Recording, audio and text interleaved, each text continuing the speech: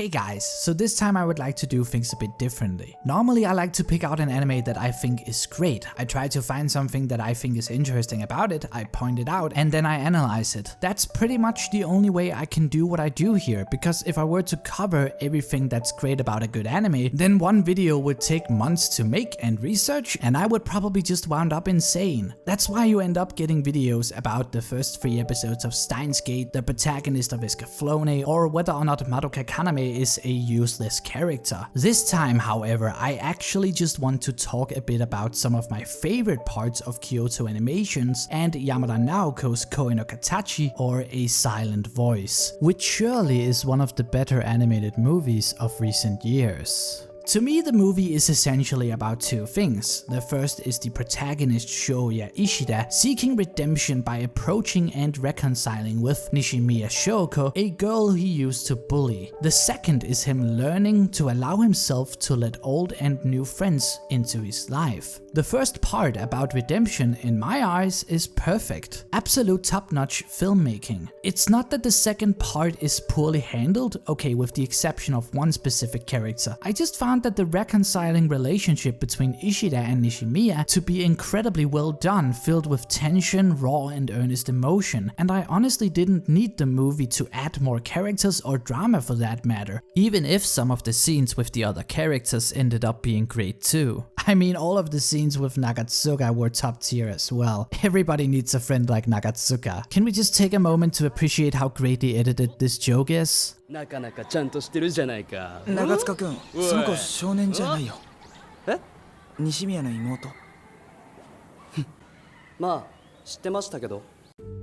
Let's talk about Ishida as a character. Great characters come in many shapes and forms. Some of them are littered with themes and complexity, while others are simple yet compelling. Some goes through several changes throughout a whole story, where others only needs a few scenes to leave a big impact. Shoya Ishida is a fantastic character because of the complexity of his emotions and the fact that he makes us feel and believe in them. The movie briefly opens with him selling all of his stuff, placing an envelope with money on his mother's bedside before he goes to a bridge where he contemplates suicide until he regrets and heads back home again. The next 22 minutes introduces and showcases him as a bully and frankly a little piece of shit. It's by far one of the better depictions of bullying I've seen, and I honestly find it quite hard to watch. It's very earnest and relentlessly uncompromising. Never does the movie try to excuse Ishida or the other bullies' poor behavior, never does it sway away from the simple fact that some children are just assholes. That's one of the absurd, cruel ironies of bullying. It is children that are incapable of understanding the implications of the cruelty they inflict on others. I think that's why many bullies grow up to regret their actions, because as children they simply couldn't understand exactly how malicious they were behaving, and that is just one of the things tormenting Ishida. What the movie does next is at one at the same time its greatest achievement and its biggest risk. After 22 minutes of torment and bullying, we're forced 6 years into the present, where the bully we've come to dislike is now our protagonist. The reason why it works is because of how much the character sells it. Normally it would be difficult to immediately begin caring about a character who you just spent 22 minutes watching being a bully, but the way Ishida carries himself is incredibly convincing, which is an impressive feat. It's one thing to be able to properly portray a specific emotion through animation, but to give an animated character a whole set of mannerisms and idiosyncrasies is a whole other ballpark. Major props to director Yamada Naoko, voice actor Hirono Miyu, and everyone else involved with animating Ishida, as the way he emotes and expresses himself through behavior alone is quite stellar. You can feel his regret and self-loathing, as well as the anxiety he's developed over the years. He's become a shadow of who he used to be, constantly blaming himself, never not haunted by his past. This one shot of him walking through the hallway tells it all. Damn, I just love this shot. Yeah, sorry, but I'm just really impressed here. I guess I will mention how the movie keeps showing Ishida in this framing, facing the camera and walking in slow motion. First, it's used as a juxtaposition between his past and present self, but it's later a way of showcasing his progress. Every time we see him in this shot, it has completely different implications, but it all has something to do with his character.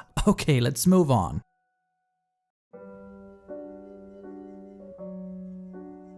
I said I wanted to talk about some of the scenes, so let's go. Basically, any scene involving Ishida, Nishimiya and her mother are my favorites. Not only do we see Ishida trying to get along with Nishimiya, but we also have her mother as a constant reminder to him of the pain that he have caused. The mother herself is struggling heavily with the situation because she pretty much hates Ishida for the fact that he's caused harm to her daughter. But she also wants to respect the fact that Nishimiya wants him around. Then you've got Nishimiya herself, who feels like she's in between her mother and Ishida. A good way to write effective drama is to make the intentions of all the characters clear and understandable. You also want to have all of your characters act in a way that is easy to empathize with, because by doing so you create a situation where your audience will be conflicted about who to root for. To put things differently, if a classic good versus evil narrative is great for getting you excited and make you root for one specific part, then a nobody's entirely in the wrong narrative is more suited to make you frustrated and worry about the predicament of the characters, which only enhances more sad feelings, which again only fuels the drama. We understand and empathize with Ishida, who so eagerly wants to redeem himself, but we also understand the mother who wants to protect her daughters, but then again we also understand the daughters who wants to be able to do their own thing and make their own choices. So it ends up becoming more of a difficult situation where we hope that all of them will kind of find a way to figure it out, as opposed to one beating the other. There is a brief interaction between the mother and Ishida during a scene where Ishida is saying goodbye to Nishimiya's sister. It's rather quick, but the mother just walks past the sister Yuzuru and slaps Ishida before leaving. The scene is basically equivalent to a punch in the gut, leaving you without any breath. So far in the film, you felt how Ishida slowly is letting himself open up to new people, but then it is thrown back to square one when the mother slaps him back into reality. The mother represents his past and trauma constantly catching up to him, leaving him drowned in sadness and just standing there apologetic. すみませんでした。